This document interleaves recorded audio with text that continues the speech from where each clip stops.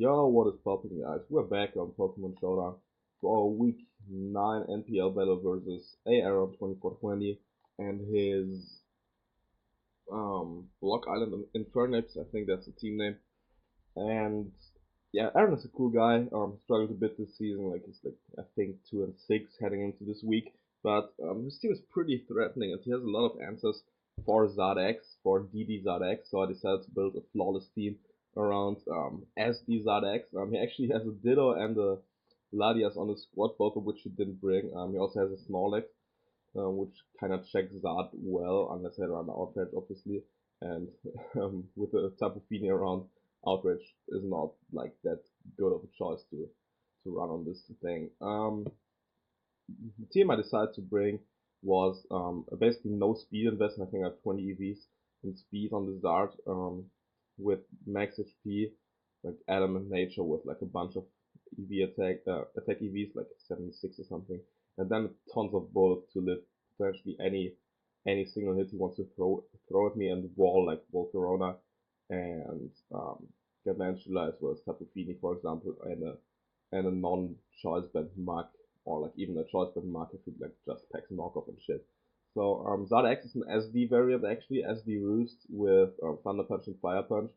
Um, Shoutouts to my boy Gypsy King, who like gave me the idea for this because I actually totally forgot that Zard learns Thunder Punch, and Thunder Punch plus Fire Punch actually like just shits on the squad. With the attack investment I have, I kill max HP, max defense, Tapu Fini after Stealth Rock, and or after knockoff damage from my Weavile, which is choice banded this week, which is kind of cool. And like +2, also like 2 chaos everything else on his team. Well, Corona just goes down to a Fire Punch Minior, even with the shields up, just drops to a Thunder Punch, and I outspeed this thing before like gets to under 50%. Mug obviously can take 1+2 Fire Punch. I think it's fairly bulky, but that's about it. And can't do like a ton of stuff back. But eventually obviously drops, and Hariyama can take some stuff, but only if he's thick fat. Otherwise, like Fire Punch will just drop this thing on his neck. Fortress here, fairly standard Rapid Spin.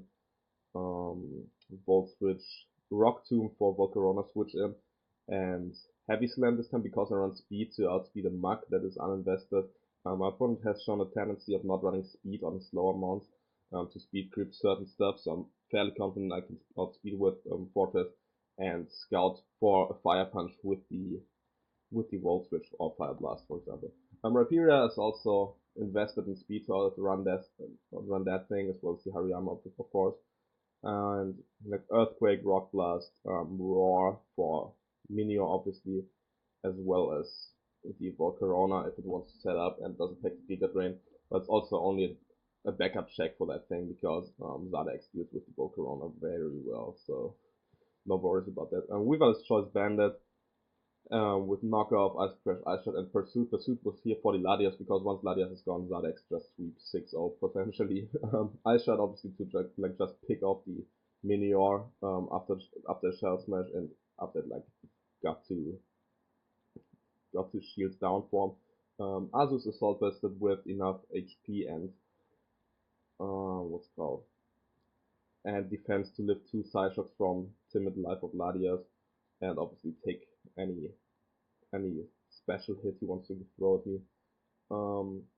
Power Punch, knockoff, well not knockoff, Power Punch, Play Rough, Waterfall, and Aqua Jet. Aqua Jet obviously to check walk around on Minior once they take some chip damage, and they would just drop after like 2 Rock Sponge ins on Minior side, or after it like had its shields down, and Volcarona will just die to an Aqua Jet after Stealth Rock, so that's kind of cool.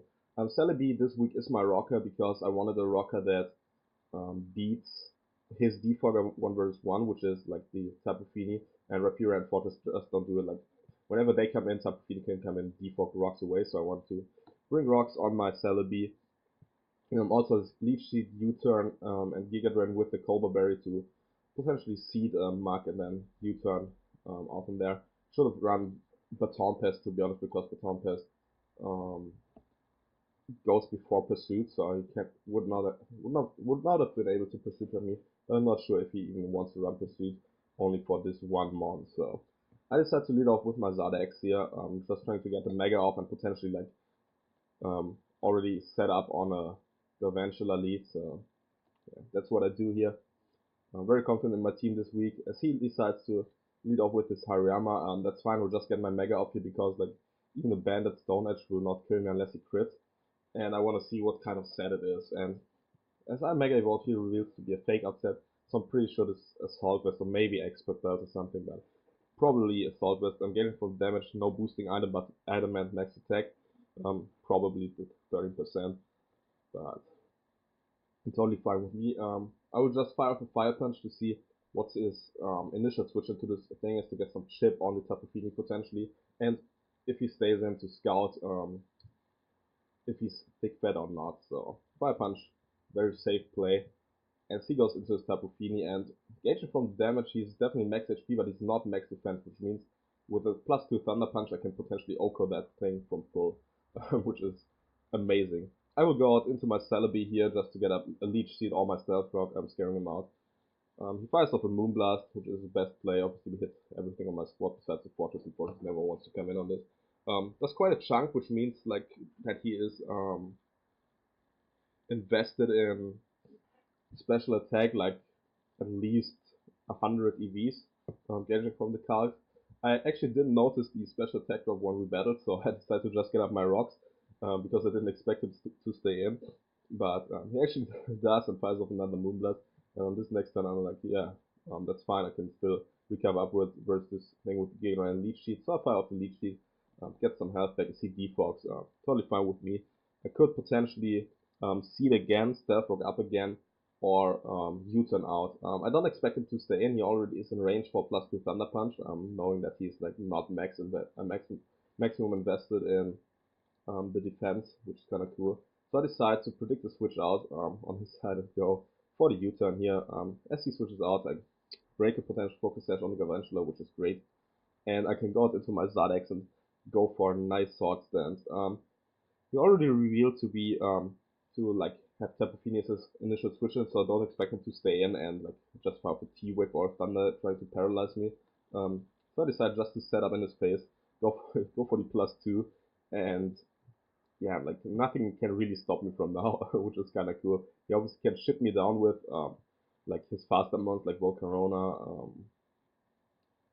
the Vantula, and obviously the fake out from the Hariyama. But if I roost up, he basically has no way of dealing with me. If this Thunder Punch kills, which it actually does, he cannot haste my boost away, and so Zalex gets his first kill here. Goes into his Hariyama, which is totally fine with me. Fake out damage is fine. I will just go for the roost on the next turn because I like don't want to get crit by a close comp, which could have a chance to knock me out from this range potentially if he's like indeed a boosting item like Black Belt or something.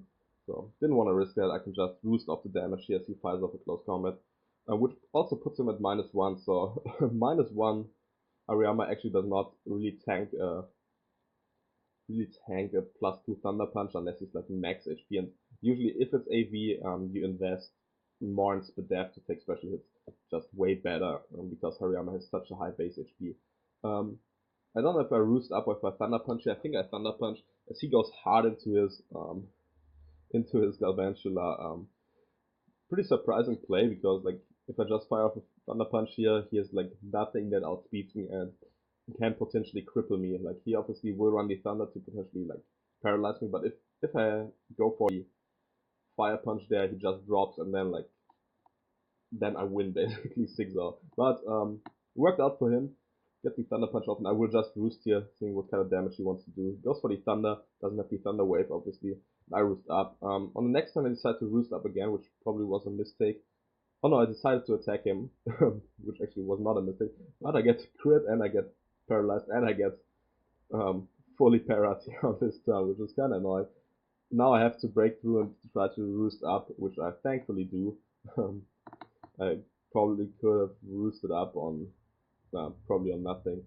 Especially like maybe a Volcaron that locked itself into flamethrower. He actually is a choice scarf set and not a quiver dance set, which is way less threatening to my squad. Didn't know that obviously at this point in time, but yeah, it's fine. He misses the thunder on the next turn. I think I roost up again. No, I get paralyzed again, but I try to roost that. Go for the roost again because I want to be at the best amount of health possible. And on the next turn, I can just fire off a fire punch. I think as he goes for another thunder. Don't get parried this time and can pick up my second kill. And yeah, Zan looking strong here. He goes out into his Hariyama again. And I decide just to switch out because I know the fake out is coming, or like the close combat is coming, which would put me in range for some stuff, and I don't want to play the guessing game here with full paras coming in and shit like that. So pretty easy switch out for me to just go into my Azumarill and fire off a player up here. Nothing wants to switch in if like Volcarona switches in. That's like waterful food, and I can just like get an easy kill on the Hariyama. Mak comes in, which obviously could be a threat, especially if it's like an offensive set or a curve set or something. But I still have Raw on my rapier, so I'm not too worried about that. Um, Nonetheless, I won't stay in here. Go to my rapier. He goes for the knockoff, and that is definitely choice banded Mak.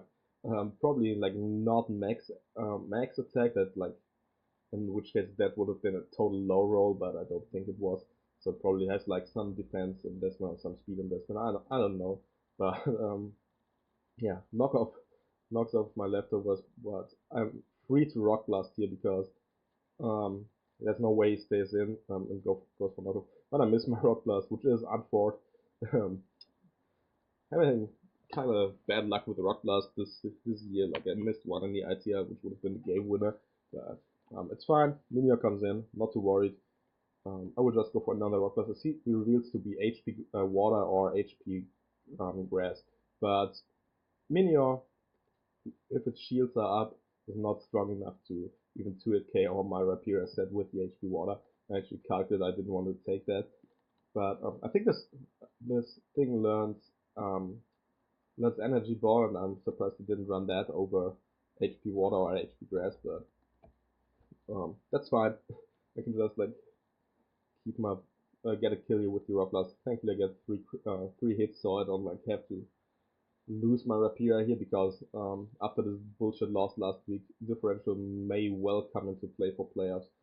Should I win out? So always good to keep him on alive. Now Volcarona comes in, and that like I don't want to go hard into Zard because if he's like a Z move variant with the Quiver Dance, I can potentially lose my Zard to like a Z Hurricane, and I don't want that to happen. And then like have Weavile go down after Ice Sharding, then have Azu killing with the Aqua Jet and shit. So yeah, playing it safe, going for the Rock Blast. Yes, he just goes for the Flamethrower to um knock on my Rapier. That's fine. Zard comes in, I can just fire off a Fire Punch here, knowing that this thing probably cannot touch me.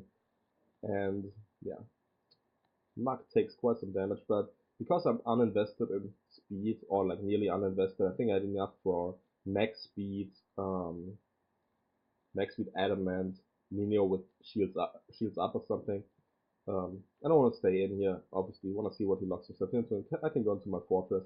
So that thing hits the field. He reveals to have the rock slide, so good for me that I switch out. And here on the next turn I could Volt Switch to catch like his switch into the Volcarona. I can just Rock Tomb, which I decide to do. Rock Tomb will do a hefty chunk catching on the switch, 77%, which is sick. Drop his speed obviously, and like now I have a free switch and back into my Zard, I think. Um, yeah, like that he the fact that he didn't go for a Z move earlier when I set out Zard probably told me that it's like not a Z move variant, or maybe that he doesn't even have the HP ground. So that's kind of lit. I can just fire off another fire punch here as he decides to stay in with Vault. It's his best play. It doesn't do like jack shit to the rest of my squad. Besides Fortress, I get Parrot. Doesn't really matter because Muk can always revenge me. I roost up here because like I want to be able to preserve differential. It's not something I usually do, but because it could come into play um, for playoffs, I just do it here because I was annoyed by full Paras and shit.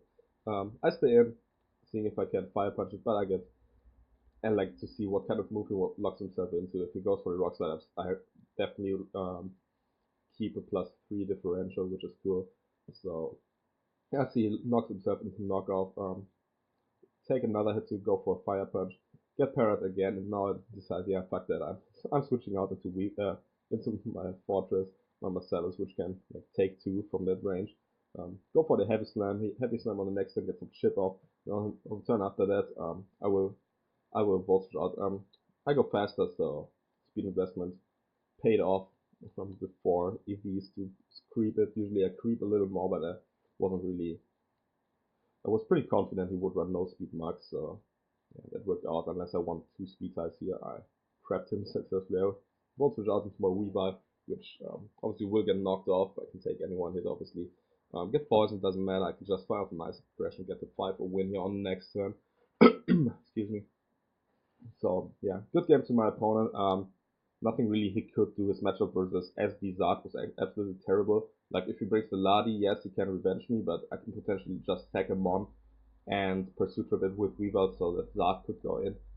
And otherwise, like Ditto can't really beat Zard because Zard only takes Fire Punch and Thunder Punch, both of which it resists. So Zard was basically designed to beat itself by roosting up or SDing up again on a potential Ditto switch, and so nothing really my opponent could do. Good game to him. He like really had to get the peril with the Volcaron with the Galvantula to not get 6-0. So that's the game for this week. 4 and 5 now with a +3 differential, I think, maybe +4. I'm not quite sure, but yeah, we're heading into the divisional rounds. The last three matches of the season, all of which against our division rivals. And if we win out, we are guaranteed to make the playoffs, which is really good because like one guy I think lost the game he wasn't supposed to lose to a like worst team, I guess. But yeah, he choked the game kind of away, and now we're back in it. If we win out, I'm fairly confident we are guaranteed. But we're facing the Amazon Warden Forest next week, and this team is a threat like Manaphy or Lucha, which deals with my team very well. Mega Scepter, Dragon Knight, Zapdos, a lot of Marowak, a bunch of stuff that is really hard to break for my team. But I hope I can come up with some cool stuff. I brought Sepsibazu in the first game. Might have to bring it again. We'll see about that. But yeah, should be a fun one, and I'm fairly confident that if I can beat him, I will win out because my matchups versus the other guys in my division are much better than the matchup versus him. So um, yeah, that's it for this week. Let's hope we can get to 7 and 5.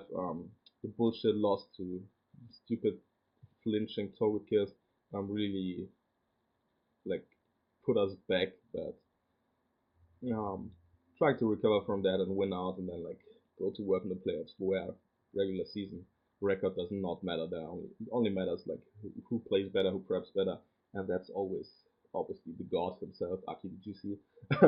Thank you for watching, and hope you guys enjoyed. Leave a like and a comment if you did, and catch you next week.